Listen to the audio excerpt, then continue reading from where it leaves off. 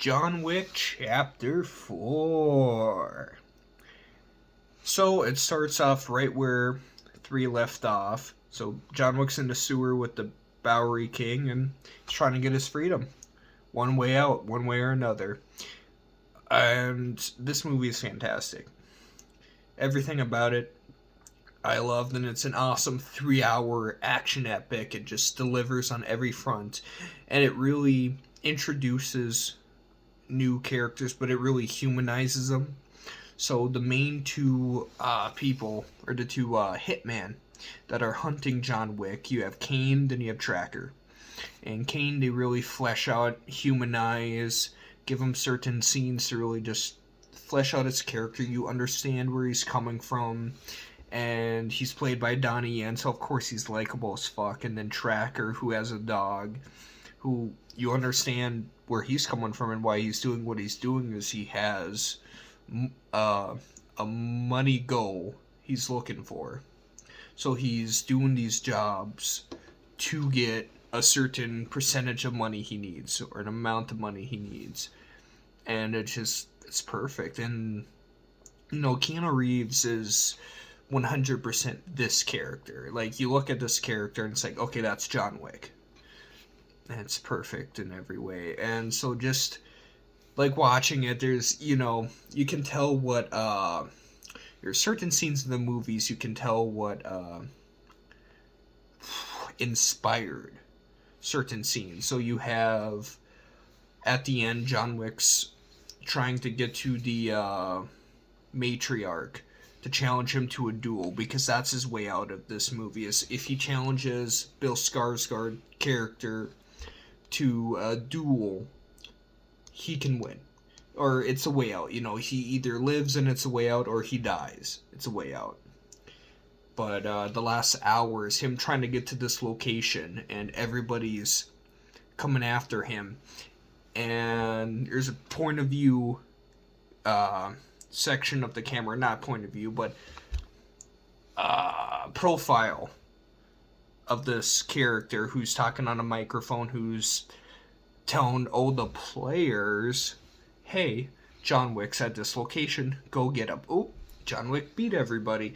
It's a lot like the Warriors, and they even play Nowhere to Run, which is, I don't know, it's a little fucking scene I liked a lot. Another scene I liked was John Wick and Kane talking, because it's in a church, and it's a lot like the fucking scene in Highlander where the Kurgan and Connor are talking, and it's back to back. But no, this movie is just action scene after action scene, and all the dialogue scenes are fun.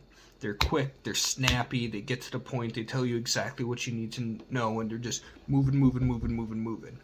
And all the character actors they have in this movie is absolutely fantastic. You got fucking Scott Adkins, you have Donnie Yen, you have fucking Clancy Brown, Bill Skarsgård. It's beautiful. Now, Lance Reddick, not Hendricks, and that's somebody else, my bad, I'm drunk. Lance Reddick just passed away, and it is very sad and mournful, but they get rid of his character pretty quick in the opening scene, so I kind of felt sad, like, oh, this is his last movie and they kill his character in the 10 minutes. Okay, that's sad. But no, this movie just hits it out of the park, and it's funny because this is the 4th John Wick movie, and it feels completely original. Because the whole Tokyo hotel scene is fantastic. I was on the edge of my seat just watching this fucking thing. It's so good just how fast these stunt guys are working into action, and it's just fucking balls to the wall.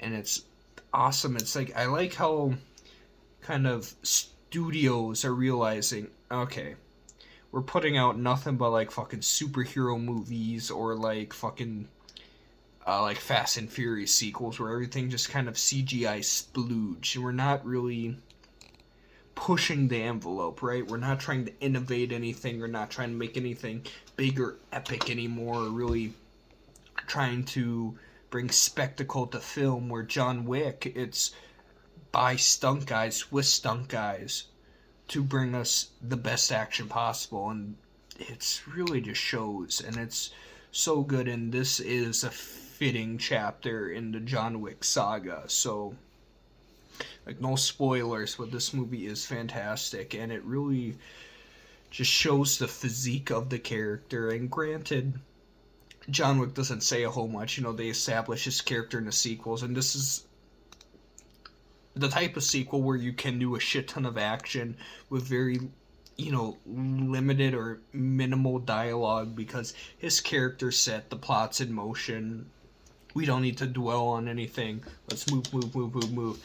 But they do, like I said, they focus on the other villains, like Kane, played by Donnie Yen, like I said, and they really do build upon him and show where he's coming from, why he's doing what he's doing, and how he doesn't like what he's doing, but his hands are tied and that he doesn't have a choice. And I'm probably going to see this again in theater, so this one I would give a solid 5 out of 5.